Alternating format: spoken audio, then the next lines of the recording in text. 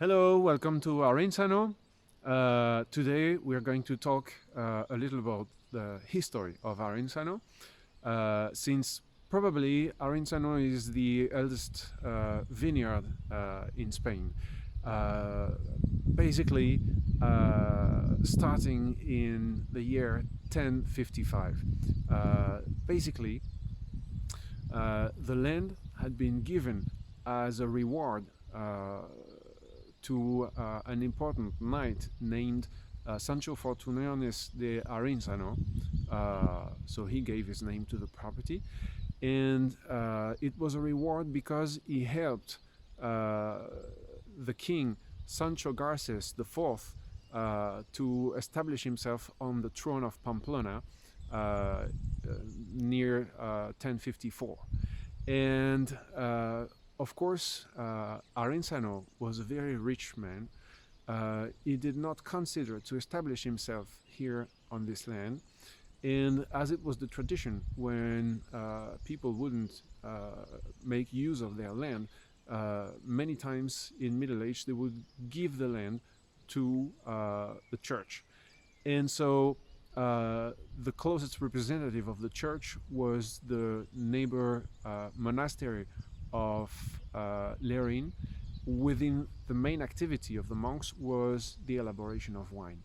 As soon as they received the land, they planted vines just where we are, and from the very first harvest they got nicely surprised by the quality of the wines they got.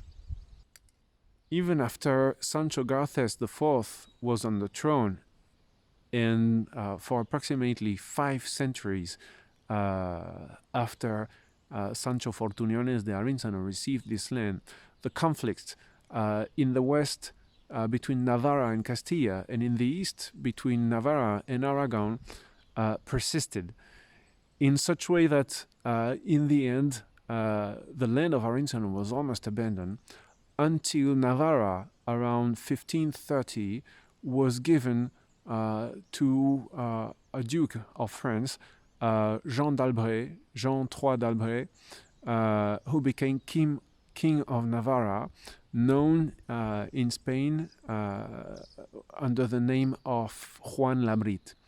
His first councillor was called Mosen López de Ulate, and basically Juan Labrit gave the land to his first councillor. This man established here, and it was the first solid building on the property. There was a castle, a palacio, as we call it in Spanish, and the only remnant we have today is the tower we are watching.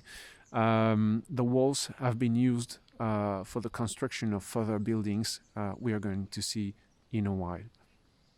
So the López de Ulate kept the property for a very long time. Actually, they never really lost it, but by contracting marriage, it passed to be part of the patrimony of Zabalegui family, an important Basque Country family, Marqués de Zabalegui. And this marriage was, we don't know exactly, but probably by the end of 17th century, beginning of 18th century, when the Marqués of Zabalegui had built this house we see here, which has been in such ruin, it's been restored in a modern way. But the porch we see just in front of us testifies about the real age of the building. The descendant of Zabalegui in 19th century had built this church dedicated to Saint Martin of Tours. And Saint Martin of Tours is a patron of vintners, what allows us to say that their main activity in 19th century was definitely the elaboration of wine, or at least production of grapes. Ironically, a few years after the church was built, phylloxera, this terrible pest of vines, arrived in Europe, and by the end of 1890, 95% of French vineyard was destroyed, and about 60% of Spanish vineyard, including Arínzano. So the vines disappeared, and well, we just had to wait 100 years before the vineyard in the early 90s was replanted, so we can have the vines we work with nowadays.